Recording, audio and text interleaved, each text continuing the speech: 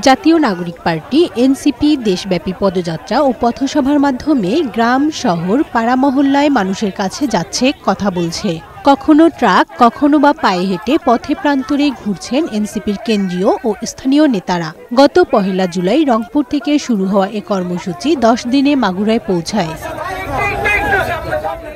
এদিন ভায়না মোড় থেকে পদযাত্রা শুরু হয়। পরে শহরের চৌরঙ্গী মোড়, ঢাকা রোড প্রদক্ষিণ করে আবার ভায়না মোড়ে গিয়ে শেষ হয় পদযাত্রা। সেখানে সংক্ষিপ্ত সমাবেশ করেন দলের কেন্দ্রীয় ও স্থানীয় নেতাকর্মীরা। এছাড়া শহীদ পরিবার ও সাধারণ মানুষের সাথে কথা বলে তারা। আগামী ৩০ জুলাই শেষ হবে এনসিপির ৬৪ জেলায় পদযাত্রা। ৩ আগস্ট ঢাকায় ফেরার কথা রয়েছে দলটির কেন্দ্রীয় নেতাদের। কানিজ নুসরাত, বৈশাখী সংবাদ।